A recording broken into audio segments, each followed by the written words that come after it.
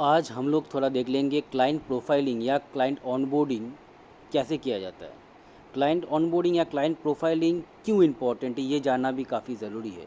कभी भी हम लोग कोई भी नया क्लाइंट को अपने सिस्टम पे लेके आते हैं तो उसके बारे में उसका डिटेल, वो कैसे काम करता है, किस तरीके के ट्रेड उसको पसंद है, किस तरीके के रिसर्च कॉल उसको चाहिए, क्या उसका रिक्वायरमेंट है, नीड है, वो अगर हम लोग एक सिस्टम में फिट कर पाएंगे ना, तो उस हिसाब से अपने को रिकमेंडेशन, उस हिसाब से गाइडेंस, प्रोफाइलिंग प्रॉपर आएगा। और जितना ये डेटा एक्यूरेसी रहेगा उतना ही आपने को बिज़नेस में ग्रोथ लाने के लिए इजी होगा। तो ये चीज़, ये ऑनबोर्डिंग, ये प्रोफाइलिंग अपने को कैसे करना होगा वो आज हम लोग थोड़ा चेक कर लेते हैं। तो इसके लिए अपने को पहले क्या करना पड़ेगा, आपका जो सीआईपी है वो खोलना पड़ेगा। चलिए मैं यहाँ पे एक बार सीआईपी खोल लेता हूँ।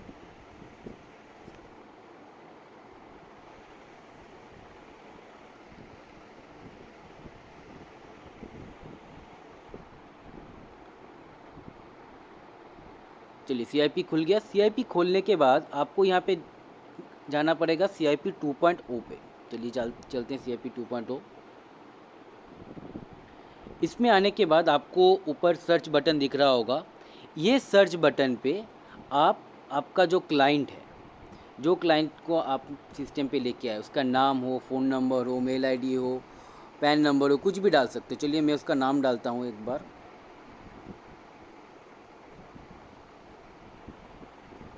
चलिए आ गया। जैसे ही ये आया ना, ये उसका पेज या डिटेल्स यहाँ पे खुल गया।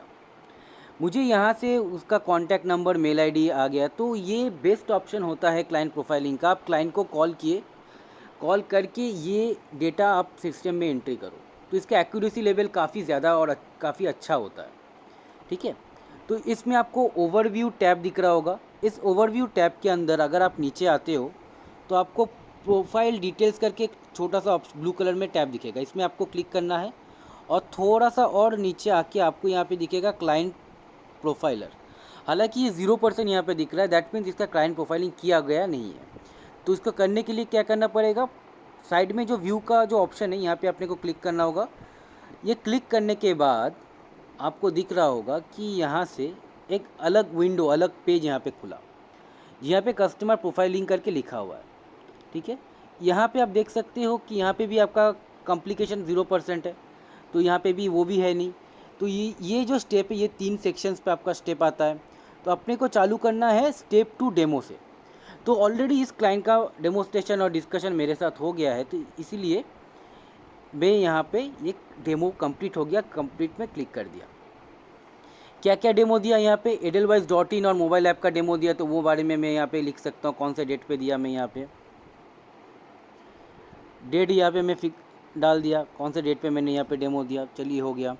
डेमो के दौरान हम लोग यहाँ पे इस सारे चीज़ों के ऊपर कौन से चीज़ों के ऊपर हम लोगों ने बात किया या दिखाया, fund transfer, trade, research access, password कैसे रीसेट होगा। तो जो जो चीज़ों पे किया उसमें अपने को यहाँ पे आंसर देना पड़ा। इसके बाद आपको नीचे कुछ क्वेश्चन या दिखेगा वहाँ पे, एज़ पर क्लाइंट जो है वो आप यहाँ पे डाल सकते हो। ठीक है। अगर क्लाइंट को खुद मालूम नहीं है तो क्लाइंट यहाँ पे नॉट श्योर का ऑप्शन है, वो भी यहाँ पे क्लिक कर सकता है।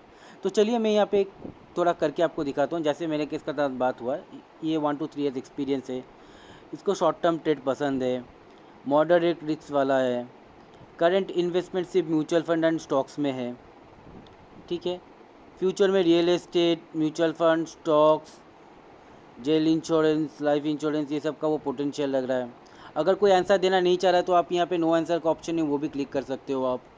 मंथली इनकम, जो सरप्लस मनी है, मतलब उसका खर्चा करने के बाद जो अमाउंट बचता है उसमें से कितना अमाउंट इन्वेस्ट कर पाएगा, पता नहीं, नॉट श्योर है तो नॉट श्योर कर दिया यहाँ पे। टोटल इन्वेस्टमेंट वैल्यूएशन उसका जो है वो 5 लाख के अंदर है, वो डाल दिया, पता नहीं तो नहीं भी डाल सकता है। कितना लाइफ कवर है वैल्यू के हिसाब से डाल सकता है। LIP इंटरेस्टेड है कि नहीं वो डाल सकता है। नो आंसर देना चाहता है तो नो आंसर दे सकता है। तो नो आंसर दिया उसने तो नो आंसर दिया। इसके बाद आपको नीचे ये जो सेव ऑप्शन है, ये सेव ऑप्शन को आपको क्लिक करना पड़ेगा। चलिए मैंने क्लिक किया यहाँ पे। जैसे ही मैं यहाँ पे क्लिक करूँगा आपको दिखेगा कि ये स्टेप सिलेक्ट सेक्शन 1 से कंप्लीट होके आपका जो पार्ट है ये सेक्शन 2 पे ऑटोमेटिकली यहाँ पे आ जाएगा आपका।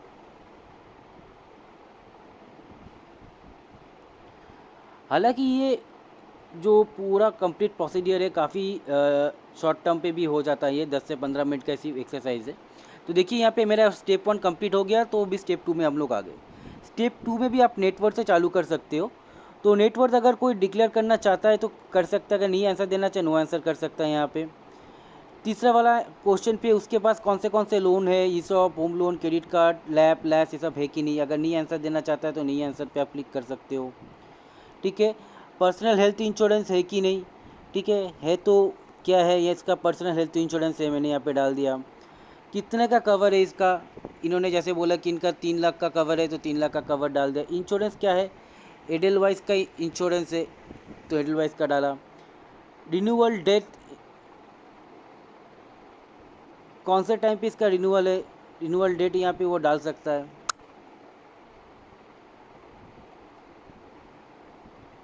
जून 24 तारीख का इसका रिन्यूअल है तो डाल दिया यहाँ पे। ओन व्हीकल्स नहीं है इनका, डाल दिया। प्रिंसिपल ब्रोकर अभी क्या है, एडलवाइस छोड़ के अभी और कोई है नहीं तो यहाँ पे डाल दिया एडलवाइस का, या दूसरे किसी का होगा तो वो डाल सकता है। नहीं आंसर देना चाहे तो नहीं आंसर दे सकता है। तो इन्वेस्टमेंट स्टाइल ऑफ कॉम्प्रोमाइज़ क्या है, SIP, लमसम, नो आंसर, तो SIP मोड में अच्छा रहता है उसका, तो SIP। उसके बाद फिर ये सेव बटन आया तो सेव मुझे करना होगा यहाँ पे, सेम प्रोसीडियर।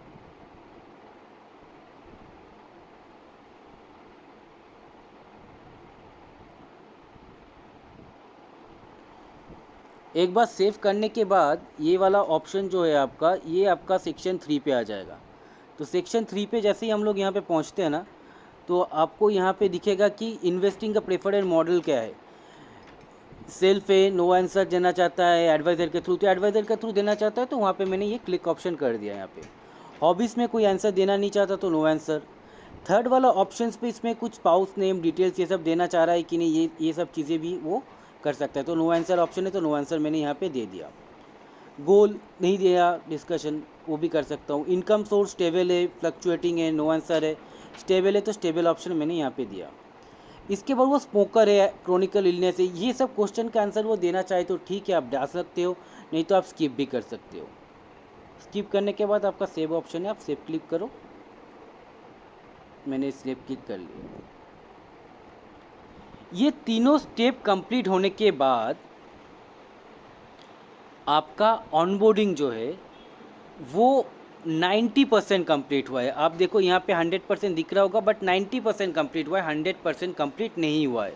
कि आप जो डेटा एंट्री किए हैं उसको आपको अभी आपको CIP जो 2 है उसमें जाके क्लोज करना पड़ेगा। चलिए CIP 2.0 पे चलते हैं हम लोग।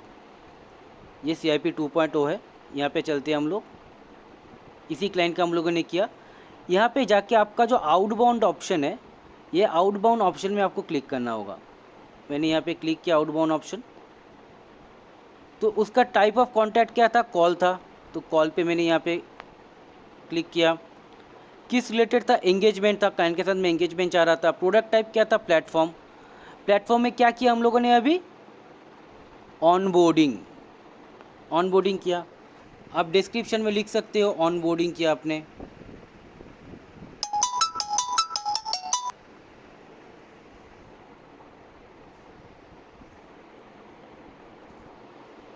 ऑनबोर्डिंग के बाद आपका स्टेटस जो है कंप्लीट आपको करना होगा यहाँ पे।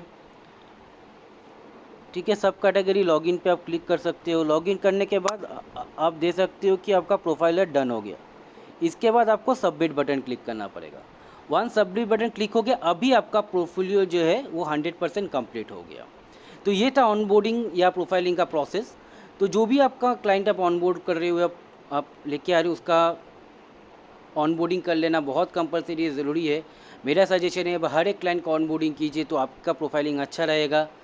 और कोई भी आपको दिक्कत है आप अपने वेल्थ मैनेजर से कांटेक्ट कीजिए, वो आपको और अच्छे से गाइड करके बता देगा। ठीक है, थैंक यू।